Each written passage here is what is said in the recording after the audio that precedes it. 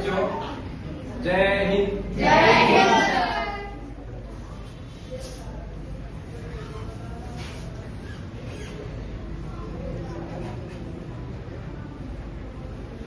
आज हम जो चर्चा करेंगे, हमारा जो विषय है वो है वृत्त। ठीक है?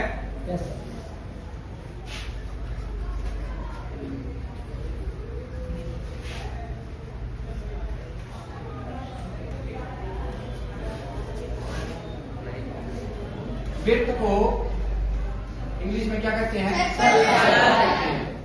ठीक है। और वृत्त की जो आकृति है, आप सभी को पता है कि वृत्त की आकृति कैसी होती है? गोल।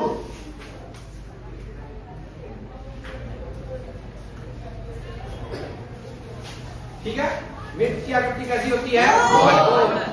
अब ये जो आकृति हमने लगाई है इसको वृत्त कहते हैं, और इसके बीच के जो अंदर जो पॉइंट है इसको क्या कहते हैं? क्या कहते हैं उसको? केंद्र बिंदु। जब हम प्रकार की कील को रखकर दूसरे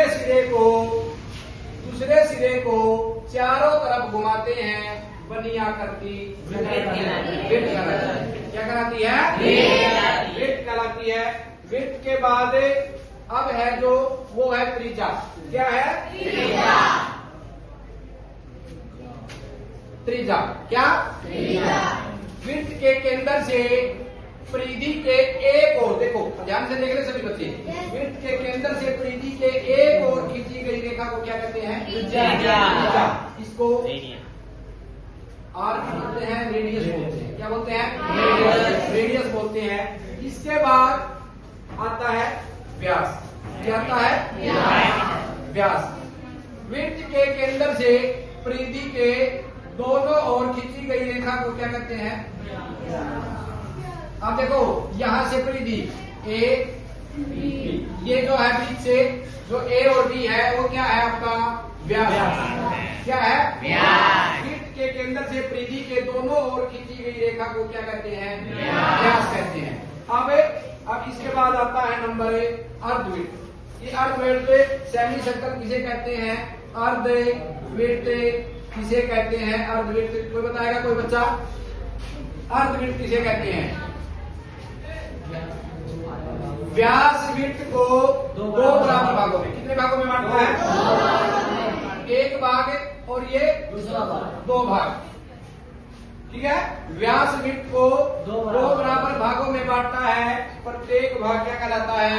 अर्धवृत्त कहलाता है। क्या कहलाता है? अर्धवृत्त कहलाता है। अब बात आती है आपकी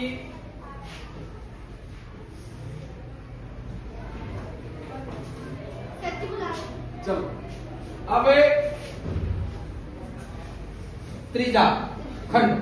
क्या है? वृत्त का वह भाग जो दो त्रिज्या और उनके बीच से घिरा हुआ हो, ये वाला भाग